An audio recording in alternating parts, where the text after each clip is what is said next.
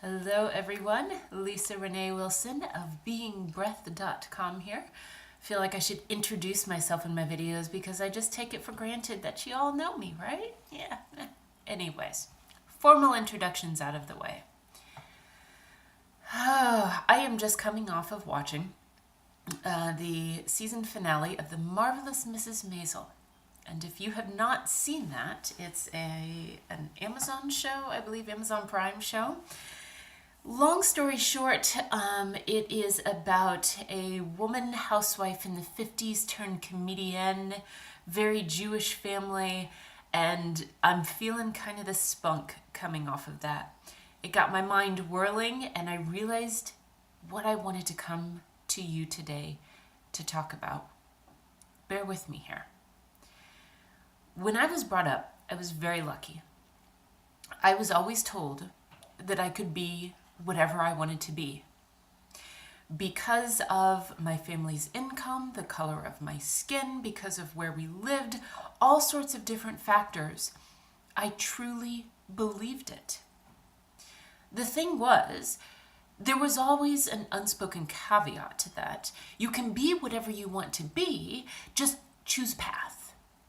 So in middle school and in high school, you took these classes that would build upon one another, and you would make your decision as to what path you wanted to pursue.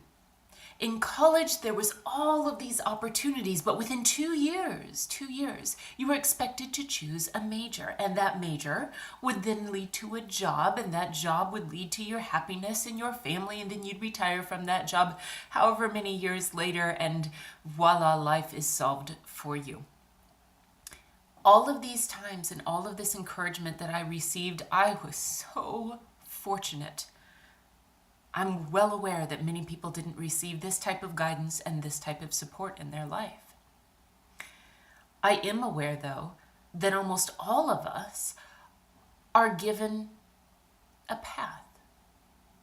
We're suggested a path, or we are told this is your path. Society tells us, our parents tell us, we tell ourselves, and we begin to believe it. Whatever that may be, it's generally one path. Now, in recent years, to be fair, the time that people stay in their jobs has grown shorter and shorter. Many decades ago, it was pretty much unheard of, to go from job, to change a job. You just stayed. You got in a job, you got in a career, and you stayed with it. These days, it's not at all unheard of to stay with a place for, 5 to 7 years and then move to something different. People, in some senses, expect that you're going to be expanding and growing and learning, and that your job or career will follow along with that. Now, for those of us who are unbelievably fortunate to be in the position to be able to do that, to find a different job and still support ourselves, all seems fine and well. Something that I have come to discover, I don't know if it's age, I don't know if it's just being tired of following a single path. When I was told that I could be whomever or whatever I wanted, I didn't realize that I already was. I already was all of those things. And in all of these years of my searching, I have been limiting myself and pushing myself one direction or another, trying to fit into a single path. I could do it, and I've been so blessed and so fortunate to have the support to follow each one of those paths. But inevitably, a few days down the road, a few projects into the path, I would find myself a little bit restless. It's not that I didn't enjoy whatever path I was on, be it psychology or human sexuality or spirituality or crafting or the arts or whatever it may be. It's that I didn't know that a single path wasn't the only way to go. I'm a housewife. One label. For those of you who don't know, I am, once again, I'll keep using the word, I'm fortunate to be able to be at home with my 2 children, to take care of creating this home and all of the things that go with it. Long ago, I grew bored of just that as a role in a title. I don't know that I ever accepted that as my only title. But I went back to school, pursued master's degrees, did all sorts of certifications and licensures, yoga teacher training, and went off to Arizona and did some distance learning, all sorts of different things as part of this finding myself effort, right? Because that's what so many of us are on. That's what the billions of dollars in the self-help industry helps us to do, to find ourselves, to find the path, our unique path where we will finally say, yes, thank God I have found myself. I know who I am. Hallelujah, life is grand now, right? Cheers. Well, my dears, I am 40 years old as of the time of this recording.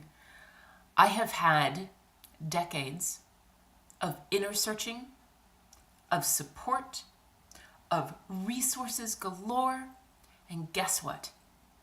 I still haven't found my path, that self. But what I did find was something far more valuable.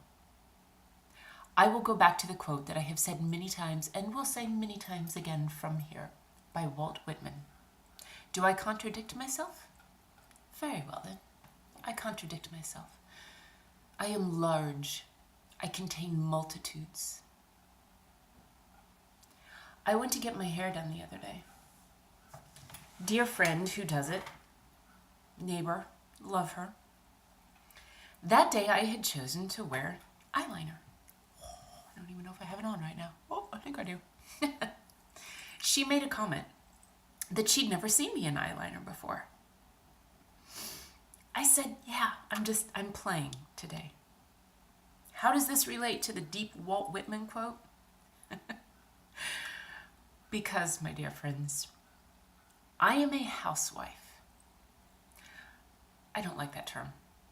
Strike that from the record. I am a home creator, a life creator. I am a student.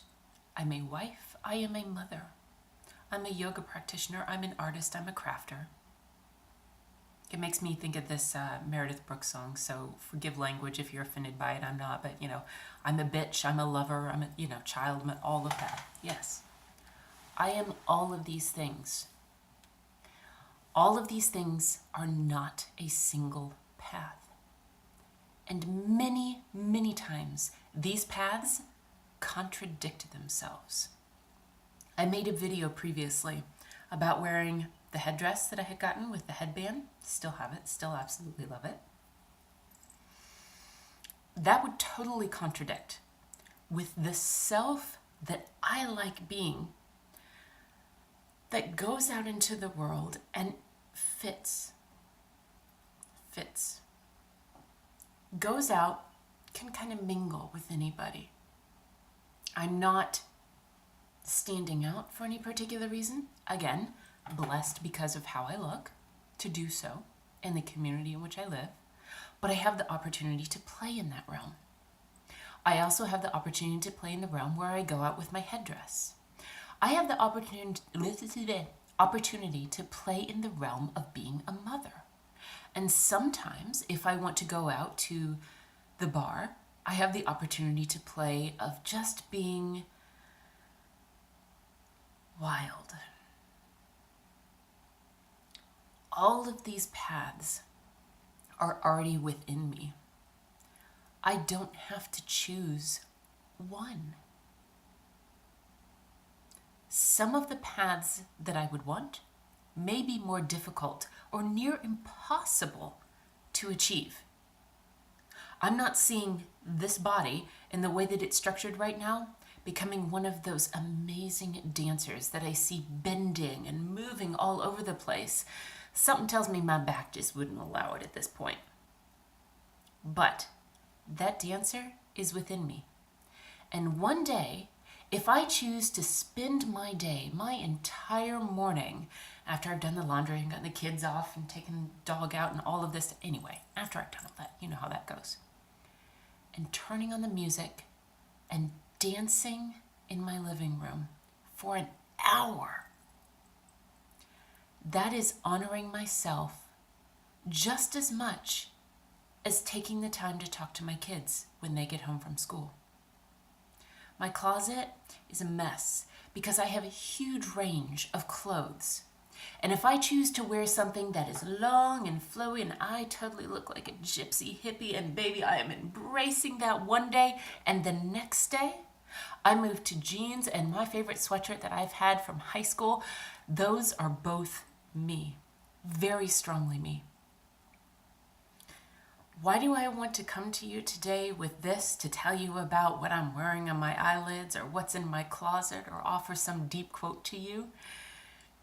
Because I want to offer you the opportunity to explore with me the possibility of walking many paths at the same time, of holding those contradictions within yourself, but allowing yourself to explore all of those different ways that you have thought about of playing and being in the world. And I am here to support you.